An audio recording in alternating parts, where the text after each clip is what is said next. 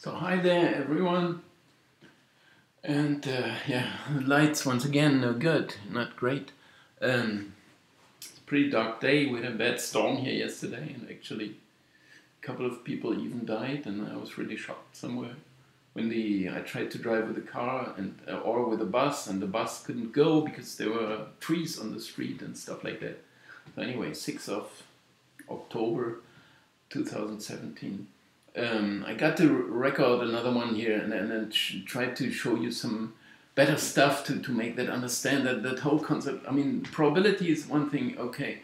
Luck, I mean, this is, okay, this is one thing people really get somehow interested in and somehow excited about because what is this, all this kind of luck, right?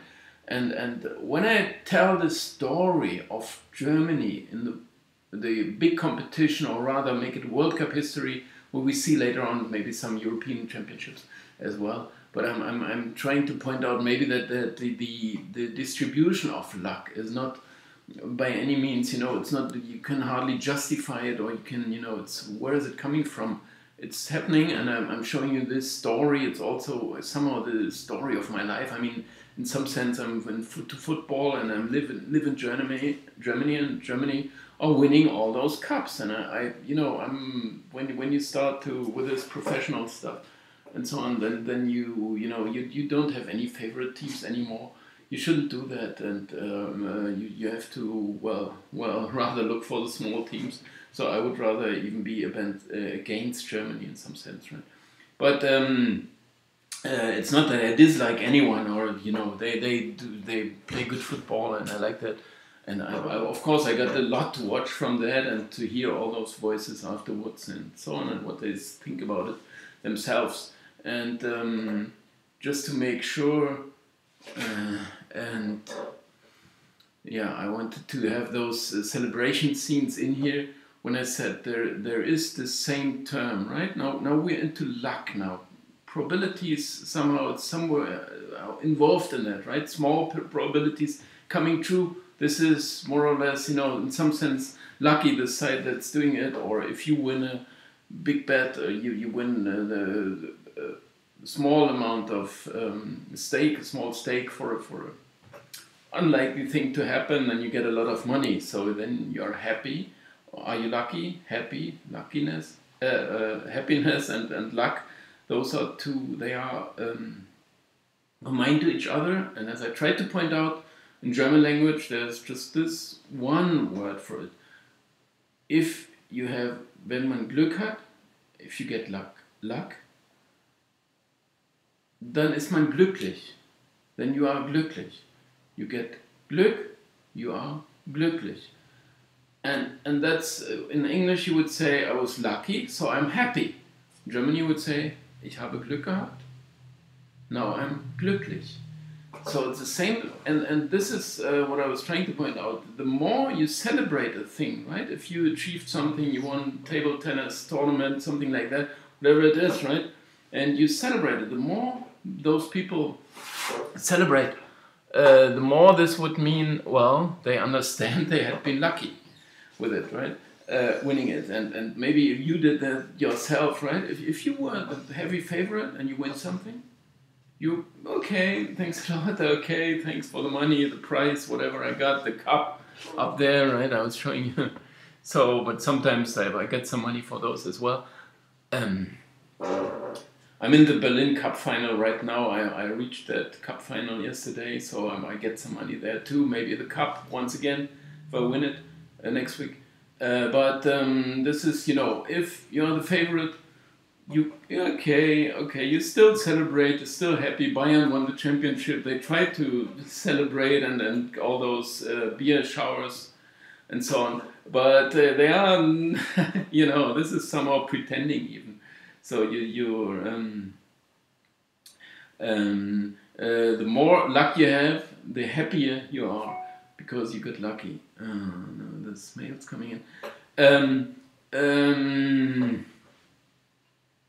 Okay, and so please try to understand that, and then this is, and you will see that, you will notice that when you see a team celebrating their victory or important goal, you see the more they celebrate, the more in some sense they were outsiders, and the more they may have been lucky. They feel that, and the more it is. And when a big outsider wins, also when he was down and out, actually, right? This can also happen to a favorite. You were down and out, you were losing completely, and then you turn it around.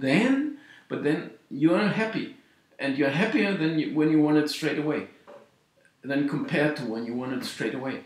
This means the low probability, if you're on a low probability somehow and you make this a winning probability, then you are happy, you are also lucky, in some sense at least, right? So I was showing those, you know, with the World Cup history. I'm trying to point out somehow, and I want to get that clear, straight somewhere. What I was trying to tell, the story there. It's more about luck. And maybe the whole, the character, what about this luck stuff, right? And this I would like to somehow illustrate. And that's why I made this graph here. And I made lots of more other stuff, and I will show you. And this is just an example, and I was guessing. As I said, maybe Hungary, they were the better side. They were the best side. I mean, if you talk about luck, how did they get to the final? You can also talk about that, right? And Hungary had to beat Brazil in the semifinals with 4-2, and this was, you know, who gets paired with Brazil, and who didn't know that Brazil was always, they didn't win the 1950 World Cup. This was 1954 here, the Hungary-Germany, and in 50 one spectator, he shot himself after the final whistle, because it was so certain that they were going to beat Uruguay, and the draw was enough then for them. But Brazil lost it with Schiaffino scoring the 79th minute, I don't know, and they lost, and one shot himself because he couldn't believe it, because Brazil were designated world champion in their own country, okay? But anyway, they were the best, and in 1954 they were still the best. So if you think about this, how did Hungary get there? Beating Brazil. How did Germany get there? Beating Austria. Plus before this and that. But you see that also getting there is in some sense, you know, they take that for granted, but it's never been granted. And it's not certainties, you know, maybe 20%, maybe 50%, 40%, something like that to get there. And so you have to overcome the remainder of that. And if you're, you know, what I was trying to point out when I was invited once to a broadcast, to a TV studio, then I was trying to point out that even if, you know, there is a favorite of 20% maybe for a tournament, Euro 2008 that was, 20% favorite, but that still is an outsider chance, right? 20% are the highest probability. That was Germany and France then, and Spain also, you know, Spain won it in the end. But they had the highest chance to win. But Spain had the difficult group in the group stage, right? Anyway, forget about that. It's 20%, but still is an outsider chance. So, but anyone has to win. But if the favorite wins, and maybe it's 25% before the tournament, then still you have to climb up the ladder to reach those 100%, and you need those 75% luck to get there. Because you wouldn't, how else would you get it? It's a miscalculation? Okay, so it had been 50%, okay, still for 50% you need luck, but it can't be that wrong, the calculation, right?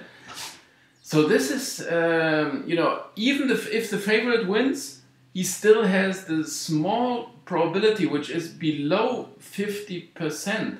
So it's the most likely thing to happen, but it's still unlikely that it happens. So that's why the prizes before a big competition, if it starts 2018, next year in Russia, and then they will price it up, and they will say, maybe you can get prices right now, maybe I'll look at it, but you will have the biggest favorite 6.5 maybe. So 6.5 make the reciprocal, as we learned before. So that returns into 16.5%, something like that. And that's because 30 how many teams do they play? 48 now.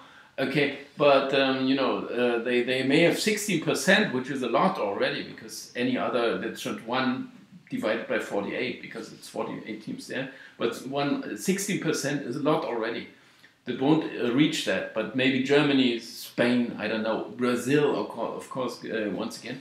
But they will have chances in this area, and one has the biggest chance, But to win the title, they need a lot of luck, although they need the least luck of all those, because they need 84% luck to climb from 16 to 100. They need 84% luck to overcome. They have to somewhere win their games, and some probability against them here or there, quarterfinal, last 16, and so on. So some probability against them, and still the smallest amount of luck, but still a lot of luck. That's what I'm trying to say. Even a favorite, you know, before a game you can have 90%, 10% the outsider, and you only have those 10% to overcome, the other one 90%. So he needs to be really lucky, you only need a little bit of luck. So this is the difference. Okay, I was trying to point out here about this Hungary, Germany, and I was just simply guessing, you know, but I make those graphs just to show you what's happening, and is there some tension in that, or some, I don't know, injustice also. But I was guessing this, right? I made this graph here, but somehow it's realistic. It kicked off at about 75% Hungary, right? And then they scored a goal after 6 minutes, right? You have here 6 minutes. And so it climbed up to, you know, they were favorites anyway, so it's maybe 80, 90%, something like that, right? The favorite is winning. So with the second goal that came after 8 minutes, right? It's not such a big gain, because, yeah, I'm guessing here, but still, just to show you, right? They win some percentage. So they were 95% winners at that point. What else could you, I mean, betting market did not exist, but if you would have to price it, what would you pay? The favorite is winning 2-0 after 8 minutes. What would you, it's 1.05. You don't give any money for that, right? You say, oh, no, I'm not going to take any bets on that, right? So it's very near to 100% you see here. But then instantly Germany pulled one back after 10 minutes already. And then they even equalized after 18 minutes. This was Rahn's goal, you know, maybe I showed you, or I forgot. But anyway, that was 2-2 after 18 minutes already. It's very, very rare in modern football, but as I'm trying to say somewhere else, in 1954 there were more than 5 goals per game. So the people were really happy about that, and I still say it should be more goals in football, but anyway, so this was excitement. And now you see this slowly going down, because time is becoming shorter.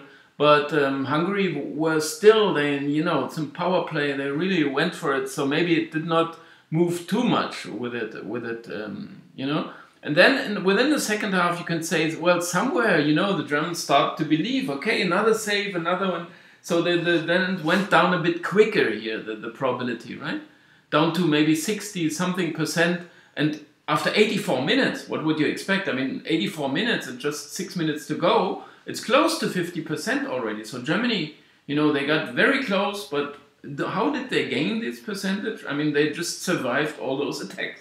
And all those, you know, there should be shorter, you know, when Puskás was free on goal, of course, this is for a second, it's up here, but it's just for a second, right? So he didn't score, so it's we leave it flat here. Anyway, so then the Rahn goal came, so and instantly it went down here from 60 or 56% or something like that. It went down to 5% maybe, or 8%, 10%. I don't know. 6 minutes to go. The better side, they need a goal, and then they need to win from there. So a couple of percent, and this is quickly going down here, right? You see that because. Okay, 3-2, 6 minutes to go, 1 minute, okay, you lose percentage. I mean, this should go maybe logarithmic, I don't know. But anyway, I made it linear.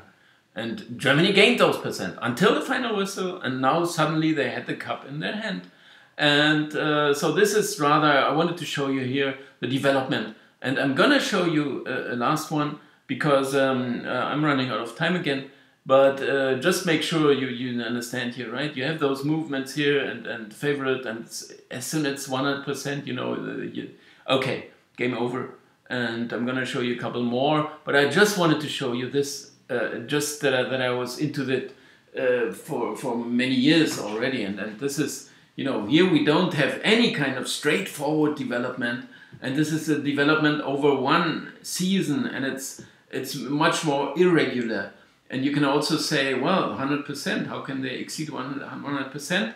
This is the relegation battle in Germany in 2012, you see here. This was on my blog. You know, I started then, and I didn't maintain it for different reasons. But maybe you still have a check it here, right? Go to this page. I don't know if you can read that, but Bundesligazahlen.files.wordpress.com. You should get there, right? I don't know if I can. What can I do now here? That you can read this better. And how can I exit from here? Okay. I don't know. Sorry. Yeah, but this is so there were two teams going down, so this makes it 200% like somehow, but 2 and a third, because I say the 1 and 16th they had to play a relegation game or 2 playoffs against the third from second Bundesliga. So maybe, you know, some the bigger the first Bundesliga team usually wins. So 33% for the Bundesliga 1 team to go down. So it's rather 233% up here, right? So it's because there are 2.33 teams more or less going down. What you see here is a development, and you see, okay, you can check here who is the favorite to go down in first match day 1. This was Augsburg, okay, they were just one promotion, and then they also played badly, so this went up, and then it went down. They had some good results here, win, loss, but then another win. So the chances go down for them to be relegated, but then a couple of maybe draw, loss or so. And in the end, you know, they got here. So they had simply made all those good results down here. So this line is going down. So it ended up at 0%. And you can follow anyone, but Kaiserslautern were one of the big favorites to go down too, like the yellow one here. And, you know, they had some good results around here. But then it went up. This is my calculation. I mean, anyone can doubt that and can say, I knew from the start, right? So they could start here. I don't know where they had to set them, but with the good results, they should then maybe end here. I don't know. So, but this is my calculation, and it does make some perfect sense to me. And so they ended up at 100%, right? It's a bit hard to distinguish. I admit that, but this is somehow, I think, Hertha here with this color, right? They went with this, I don't know the color, purple, something like that. But this one, yeah, it was so good result here, and a win here earns you a lot, right? If you win the 26th game, sure, yeah. So they not out of trouble, but they reduced, then they lost again. So, but here they lost a very important one, as you see here. So this went up to 80%. And they were, you know, it was one more game to play then, 33rd match day, 34 to play. So they almost were down. And here was a good result, another one, good one for Cologne. And so you see here, this is flicking around, this is plenty of lines, but this is like, you know, when Formula 1 or something like that, you have 10, 12 starters or within the... I had 1 year for the rest, all the others, which was, you know, no one really, they started off, of course, there were some chances for any other team like Gladbach, or Gladbach are in here, but maybe, I don't know who else had been, not Bayern, Dortmund, but all those likes, they had a small percentage to go down, either one, but this went down to 0 as well, like the one from maybe HSV, or is it this one, Cologne? Well, it's not that easy to tell here. Gladbach were big favorites, but went down. Anyway, it's development, and you have Formula 1, you have Schumacher, or who is it now these days? Well, I don't know, the Rosberg, and so on. But you would also have those lines, right? And they would, but it would only amount to 100%, because there's only one winner. Unless you ask for maybe who's going to be first or second. Could do that. But here you see that, you know, and this is, does it make sense? Or does it cause some tension? What I would ask, I mean, this is, you know, the betting market. I was also comparing this week in, week out with the betting market, how those prices developed, and then I you know, they were pretty well reflected, those at the betting market, but still maybe there were some bets on that I didn't make, I don't remember. But this was also, they compared with the betting market. You could also set up this graph purely by the betting market, bet market, right? Because you simply say, I'm copying this prices, and the reverse of the odds are the probability. So and development. What was I about to say? Can't remember now. See you soon. I just wanted to make sure, you know, about this probability and luck concept, which I would like to get back to, and about Germany and the history, which is pretty interesting, really, if you follow it, because there's some more pictures when I tried to cut one video, but it makes a lot of work. Anyway, thanks a lot for watching. Hope to see you soon. Thumbs up. All the best. Bye.